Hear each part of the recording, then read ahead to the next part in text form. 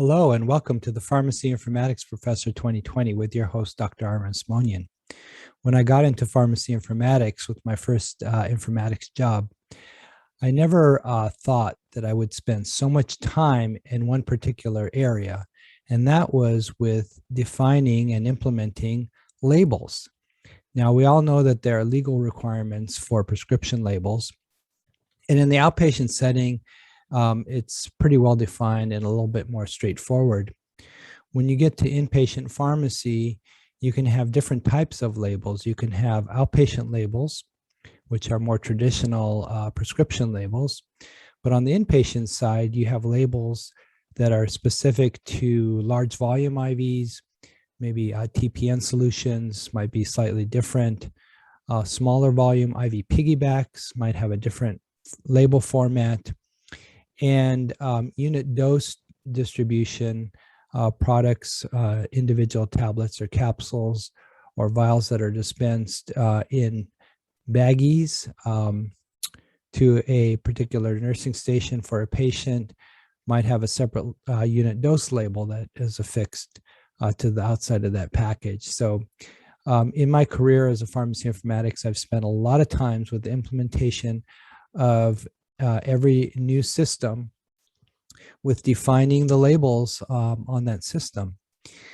Now, another thing that's really important to think about is once you discard a prescription or an IV bag or a piggyback into the trash, remember all that HIPAA related or HIPAA covered patient information, that protected patient information is also going into the trash, and that becomes available for anyone to see once it's gone into the trash can. So it's important to be aware of this, and you want to make sure that when you're discarding prescriptions, and that it can include IVs within the hospital for a patient, you want to make sure that their personal health information is protected, and you want to destroy that information, block it out, use a marker to line it out, or shred that label, do something so that the patient information is not identifiable. And this is what I ran into at one hospital where the Department of Health Services showed up. And they actually went to where the trash was being taken out, and they looked through the trash and they found IV labels, IV bags, empty, completed, and the complete information was still intact on the labels. And so you could read the patient name and their identification number and what the prescription was for, the IV fluid, the additives, the rate, all of that was on there. And so that was considered a HIPAA violation, and the hospital got fined for each bag that was found. That got to be pretty expensive. And so this became my unexpected emergency project to work on a way to make sure that our protected health information was not discarded in the trash along with used up IV bags. And at first, the immediate response was to distribute a whole bunch of black markers to the nurses so that every time a bag was finished, they would have to go through and line out the patient information. But that wasn't always done, and it was a little bit time consuming to find a marker and make sure you line it out before you throw away that bag. So we came up with another solution, and that was something that we called the self-shredding label, and some people call the HIPAA strip. So let me bring up a little presentation so that you can get a visual on this. This is my presentation on my unexpected label project. And so you can purchase labels that have a die cut on them, and this is what we did.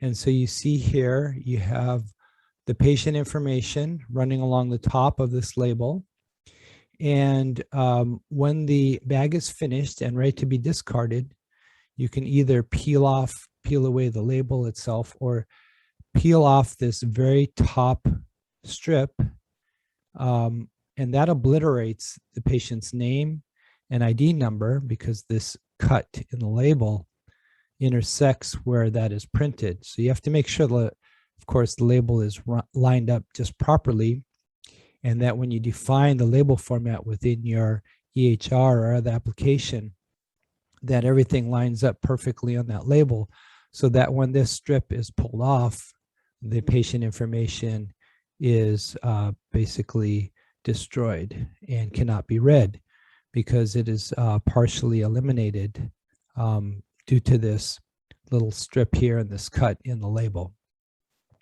The self-shredding label, as you can imagine, this was a huge effort. We had to work with the manufacturer, distributor of that label product, to get the right size labels that we put on our TPNs, large volume IVs, and piggybacks, and unit dose distribution. And we had to make sure that all the patient information was at the top of the label on every label format consistently, and that it lined up perfectly in our printers with that information. And so we were able to order the right label sizes, make sure the format was correct, print these labels with the HIPAA strip going through the patient information.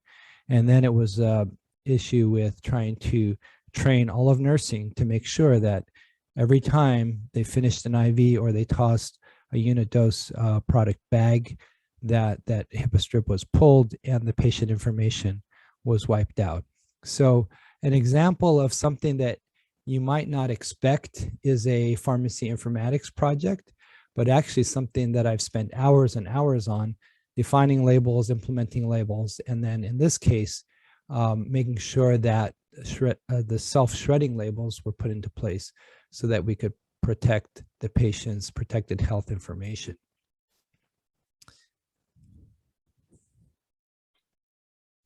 So if this information was useful for you and interesting, to kind of talk a little bit about the life of the pharmacy informaticist and some things that you might run into unexpectedly, then go ahead and like the video and subscribe to my channel. I'll thank you for that. And in the meantime, stay safe, stay healthy, look after the health of others. I'll continue to work on more episodes, and I hope to see you next time. Take care.